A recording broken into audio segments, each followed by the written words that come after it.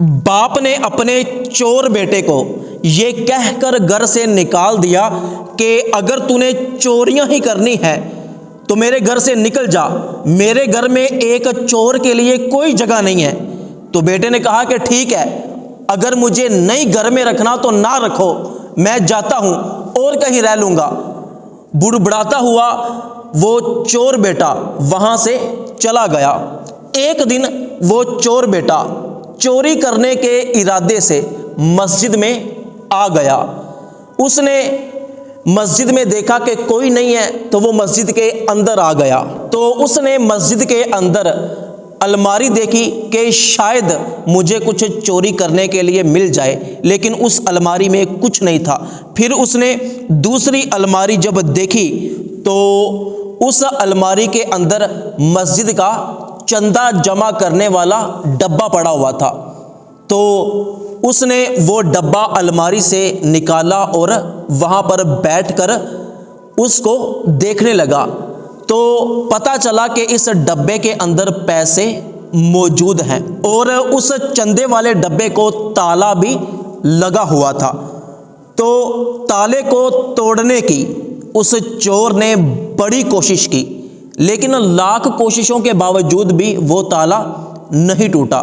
پھر اس کے ذہن میں ایک ترکیب آئی۔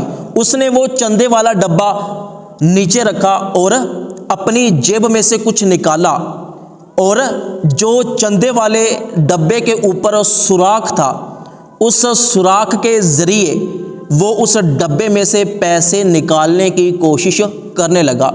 کافی کوشش کرنے کے بعد وہ اس چندے والے ڈبے میں سے پیسے نکالنے میں کامیاب ہو گیا۔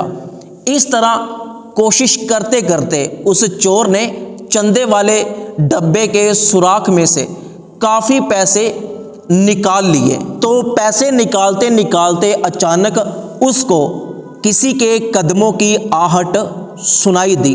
اس نے جلدی جلدی چندے والا ڈبہ سائیڈ پر رکھا اور جلدی سے مسجد کی کھڑکی کے پاس آ کر کھڑا ہو گیا تاکہ وہ دیکھ سکے کہ مسجد میں کون آیا ہے۔ تو اس نے دیکھا کہ ایک نوجوان مسجد میں آیا ہے، تو اس نے ٹوپی پکڑی اور فوراً نماز پڑھنا شروع کر دی۔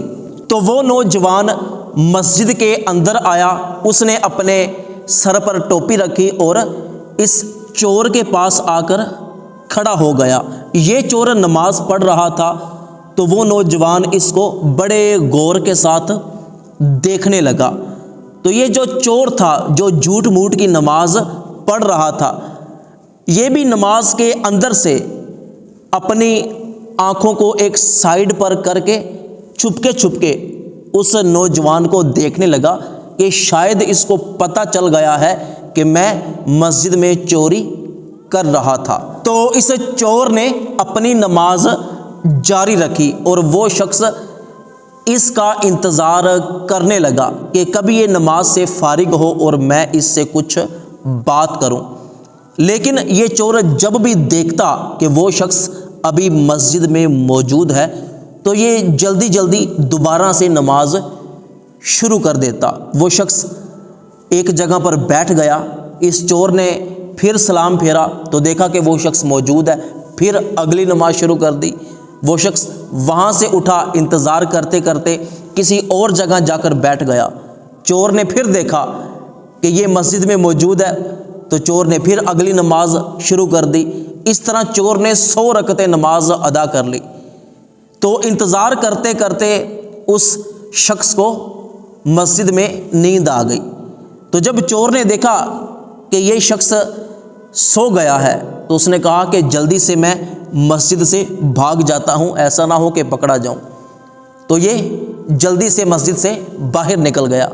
تو اس شخص کی اچانک آنکھ کھلی تو وہ بھی جلدی سے اٹھا اور اس چور کے پیچھے آ گیا، جا کر اس کو بلایا کہ بھائی بات سنو۔ تو ڈرتے ڈرتے اس چور نے کہا کہ ہاں جی کیا کام ہے؟ اس نے کہا کہ میں 2 گھنٹے سے تمہارا مسجد میں انتظار کر رہا ہوں اور تم چھپکے بھاگنے لگے ہو۔ تو اس چور نے کہا کہ بھائی میں تو نماز پڑھ رہا تھا، آپ کو بھلا مجھ سے کیا کام تھا؟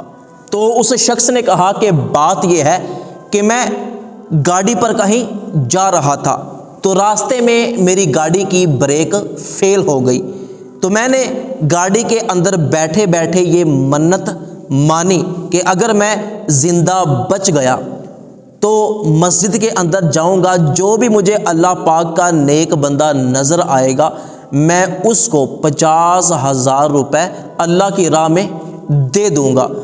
تو میں مسجد میں آیا، کافی دیر دیکھتا رہا کہ آپ نماز پڑھنے میں مصروف ہو، تو مجھے سب سے زیادہ اللہ کے نیک بندے آپ لگے ہو، تو میں آپ کو ہی پیسے دوں گا، تو یہ 50,000 روپے ہے، اس کے آپ حقدار ہو۔ یہ کہہ کر اس شخص نے اپنی جیب سے 50,000 روپے نکالے اور اس چور کے ہاتھ میں پکڑا دیے، اور پھر اللہ حافظ کہہ کر وہ شخص وہاں سے چلا گیا۔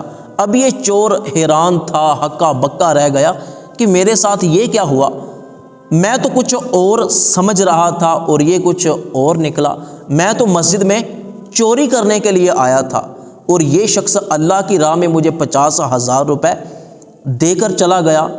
یا اللہ، میں تو غلط ارادے سے مسجد میں آیا تھا اور جھوٹ موٹ کی نماز پڑھنے لگا، تو تو نے مجھے اتنا نوازا، اگر میں واقعی تیری عبادت کروں اور سچ میں تیری رضا کے لیے نماز پڑھوں تو مجھے کتنا نوازے گا۔ یہ کہہ کر وہ چور سجدے میں گر پڑا، اس نے سجدہ شکر ادا کیا اور اللہ پاک سے معافی مانگی کہ یا اللہ، میں آج کے بعد سچی اور پکی توبہ کرتا ہوں کہ کبھی بھی چوری نہیں کروں گا۔ اور پھر وہ مسجد کے اندر چلا گیا، اس نے چندے والا ڈبہ پکڑا اور جتنے بھی پیسے اس کے پاس موجود تھے اور وہ پیسے جو اس نے چندے والے ڈبے سے نکالے تھے وہ سارے پیسے اس نے مسجد کے چندے والے ڈبے میں ڈال دیے، اور پھر توبہ کرتا وہاں سے چلا گیا۔ اور باہر مسجد کے صحن میں اس کا باپ آ گیا، اس نے کہا کہ بھائی چوریاں چھوڑ دی ہیں، اب نیک ہو گئے ہو؟ اس نے کہا کہ ہاں ابو، میں نے سچی توبہ کر لیا ہے، میں نے چوری چھوڑ دی ہے اور میں آپ سے معافی مانگتا ہوں، آج کے بعد میں آپ کے ساتھ مسجد میں نماز پڑھنے آیا کروں گا، مجھے معاف کر دو۔ تو اس چور کے باپ نے اپنے بیٹے کو معاف کر دیا اور سینے سے لگا لیا۔